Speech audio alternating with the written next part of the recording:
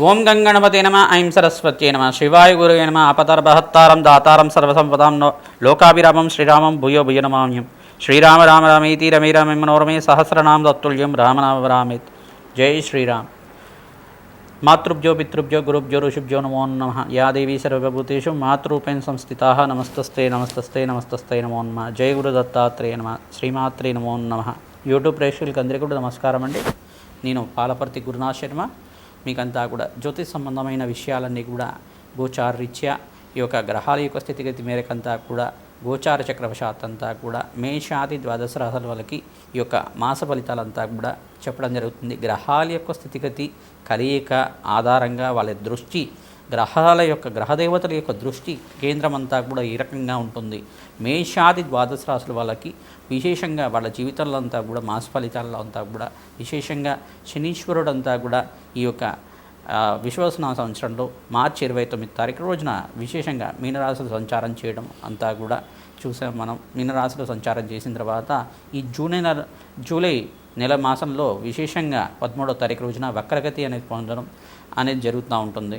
ఈ యొక్క వక్రగతి నుంచి శనీశ్వరుడి యొక్క ఫలితాలంతా కూడా ఏ రకంగా ఉంటాయి, మేష ద్వాదశ రాశుల వాళ్ళకి అసలు శనీశ్వరుడు ఇచ్చే ఫలితాలు ఏంటి, ఏలినాటి శని అంటే ఏంటిది, అర్ధాష్టమ శని అంటే ఏంటి, అష్టమ శని అంటే ఏంటో తెలుసుకుందాం. విశేషంగా ఏలినాటి శని ప్రభావం అనేది ప్రధానంగా ప్రతి ఒక్క రాశి వాళ్ళకి ఉంటుంది. ప్రధానంగా చూసుకుంటే ఎప్పుడైతే శనీశ్వరుడు గోచారరీత్యా వ్యయ స్థానం అంటే వాళ్ళ స్వరాశి నుంచి, ఉదాహరణకి మేషరాశి వాళ్ళకి ఏలినాటి శని ప్రభావం ప్రారంభమైందనమాట. ఉదాహరణకి చెప్తున్నాం, మనకేంటిదంటే ఈ యొక్క వ్యయస్థానం అని చెప్పేసి అంటారు. వాళ్ళ రాశి కన్నా ముందు రాశి వెనకాల రాశికి అంటే వాళ్ళ రాశి కన్నా వెనకాల రాశిలో శనీశ్వర సంచారం మొదలైనప్పుడు ఏలినాటి శని ప్రభావం ఉంటుంది. ఆ 2.5 సంవత్సరాలు ఉంటుంది. అది వ్యయస్థాన శనీశ్వర ఏలినాటి శని ప్రభావం అని చెప్పేసి అంటారు. తర్వాత జన్మస్థ శని అని చెప్పేసి అంటే జన్మస్థ శని అని చెప్పేసి అంటే స్వరాశిలో ఏదైతే రాశి ఉందో మేషరాశి వాళ్ళకి మేషరాశిలో శనీశ్వర సంచారం జరిగినప్పుడు అది 2వ దశగా ఉంటుంది. అది 2.5 సంవత్సరాలుగా ఉంటుంది. మరియు ధనస్థానంలో అంతా కూడా ధనస్థానం అంటే ఇక్కడ మేషరాశి వాళ్ళకి ప్రధానంగా చూసుకుంటే మరియు వృషభ రాశిలో శనీశ్వర సంచారం జరిగినప్పుడు ఈ యొక్క తృతీయ స్థానంలో అంటే ప్రధానంగా చూసుకుంటే అంటే మూడో దశగా ఈ యొక్క 2.5 సంవత్సరాలుగా ఉంటుంది. అంటే ఏ స్థానంలో 2.5 సంవత్సరాలు జన్మస్థ శని అంతా కూడా దోషకారిగా అక్కడ ప్రధానంగా చూసుకుంటే అక్కడ 2.5 సంవత్సరాలు మరియు ధనస్థానంలో అంతా కూడా 2.5 సంవత్సరాలుగా ఉండడం. ఈ ఏలినాటి శని ప్రభావం అంతా కూడా విగిపోయిన తర్వాత విపరీత రాజయోగాన్ని ప్రసాదించే దేవుడిగా ఉంటాడు. ప్రధానంగా కర్మఫలదాత అని చెప్పేసి అంటారు. శనీశ్వరుడు అంతా కూడా కర్మఫలదాత, ఆయుష్ కారకుడు, ఆయుకారకుడు అంతా కూడా సంపూర్ణమైన పౌర్ణాయుష్ ఇచ్చే గ్రహంగా చెప్పడం జరుగుతుంది. కర్మశేషాన్ని అనుభవించే విధంగా చేసే గ్రహంగా చెప్తుంది. ప్రధానంగా పాపకర్మనంతా కూడా నివారణ చేసే గ్రహంగా చెప్తుంది. ప్రధానంగా అఖండమైన రాజయోగాన్ని ఇచ్చే గ్రహంగా చెప్పడం జరుగుతుంది. విపరీత రాజయోగానికి కారణమవుతారు. రాజకీయంలో మంచి పదవి రావాలన్నా శనీశ్వర అనుగ్రహం ఉండాలి. విశేషంగా సంపూర్ణ ఆరోగ్యంతో ఉండాలన్నా శనీశ్వర అనుగ్రహం ఉండాలి.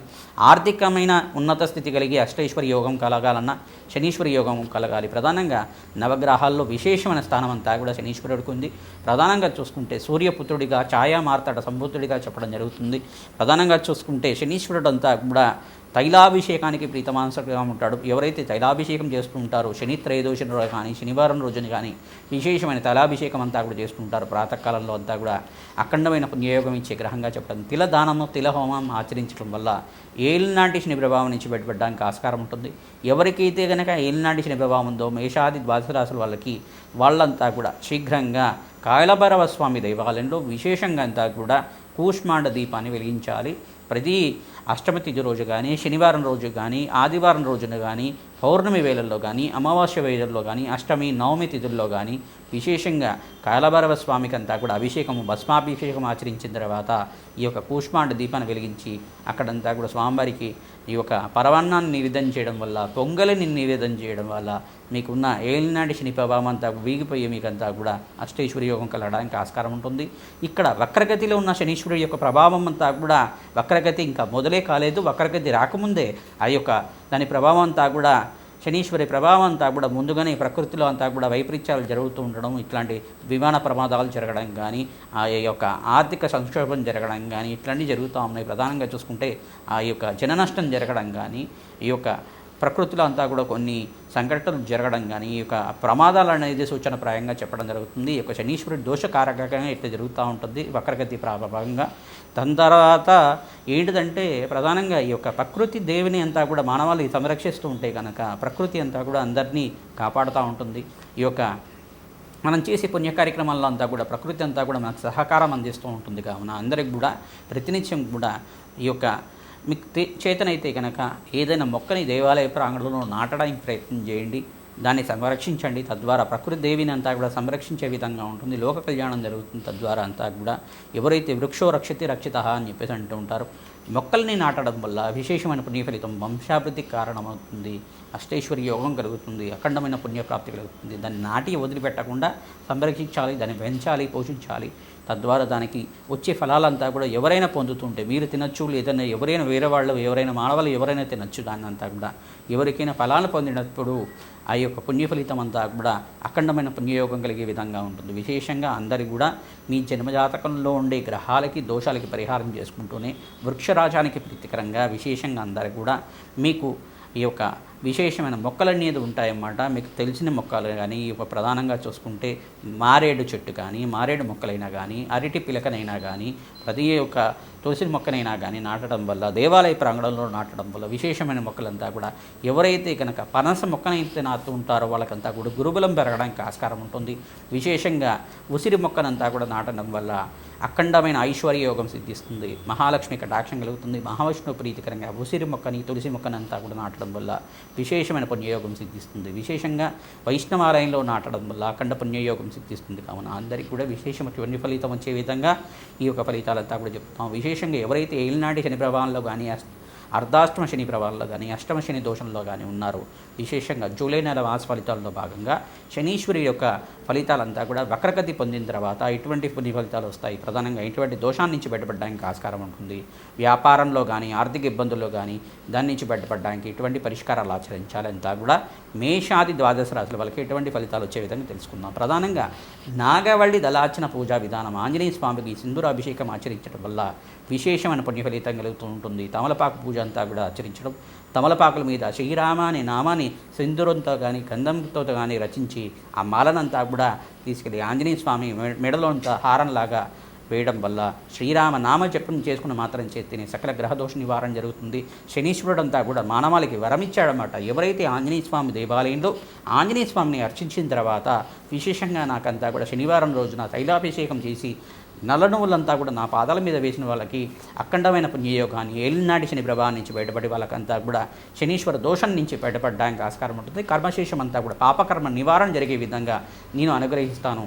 ఆ యొక్క శనీశ్వరుడు అంతా కూడా మందగమనుడు మెల్లిగా నడిచేవాడు కావున శనీశ్వరుడు అని చెప్పేసి ఆ యొక్క శనీశ్వరుడు ప్రీతికరంగా ఈ యొక్క పాదాల మీద శనీశ్వరుడికి అంతా కూడా తైలాభిషేకం నువ్వుల నూనెతో అభిషేకం చేయడం వల్ల విశేషమైన పుణ్య ఫలితాలు లభిస్తుంది. మామిడి పళ్ళను నివేదన చేయడం వల్ల అఖండ పుణ్యయోగం లభిస్తుంది.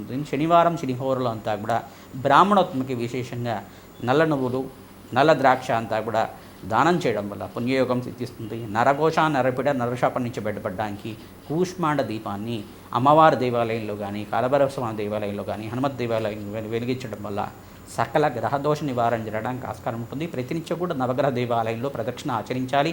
ఆర్థిక ఇబ్బందుల నుంచి బయటపడతారు. ఎటువంటి పనులు మొదలు కొట్టుకున్నా కానీ దాని నుంచి ఆటంకాల నుంచి బయటపడడానికి ఆటంకాలంతా కూడా నివారణ జరగడానికి నిత్యమంతా కూడా గణపతి ఆరాధన చేయాలి. విఘ్నాలంతా కూడా తొలిపోవడానికి మహాగణపతి ఆరాధన చేసుకోవడం, విజయ గణపతి ఆరాధన చేసుకోవడం వల్ల అఖండ పుణ్యయోగం సిద్ధిస్తుంది. తద్వారా ఎవరైతే కనుక గణపతికి ప్రీతికరంగా ఉండ్రాళ్ళు నివేదన చేస్తారో అఖండ పుణ్యయోగం సిద్ధిస్తుంది. సకల గ్రహదోష నివారణ జరుగుతుంది. విశేషంగా మీకు ఏలినాటి శని ప్రభావం నుంచి బయటపడడానికి ఆస్కారం ఉంది.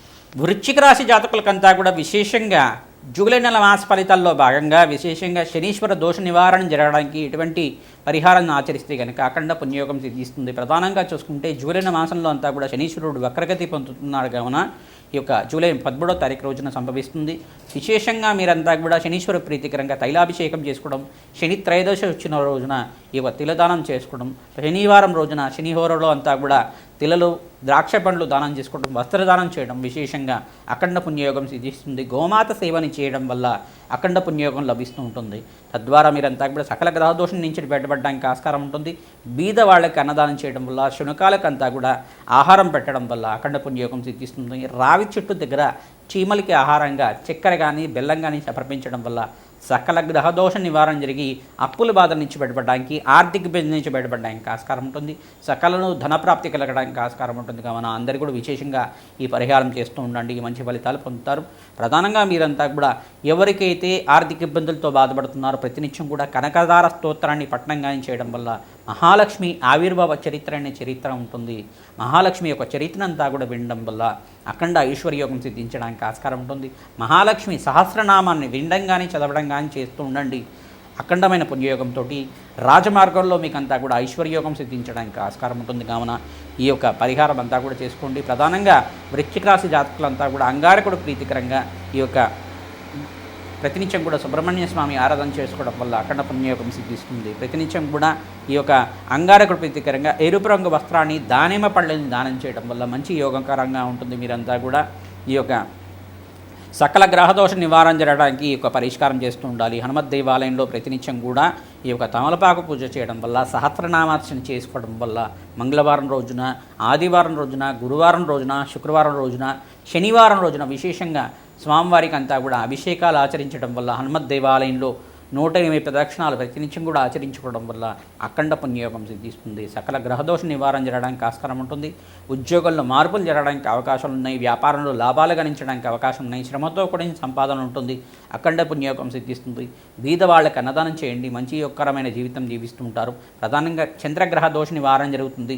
సర్వగ్రహ దోష నివారణ జరుగుతుంది. ప్రధానంగా వీరంతా కూడా బీదవాళ్ళకు అన్నదానం చేయడం వల్ల ఐశ్వర్యోగం సిద్ధిస్తుంది. గోమాత సేవ చేయండి, మంచి యొక్కరమైన జీవితం జీవించడానికి ఆస్కారం ఉంటుంది.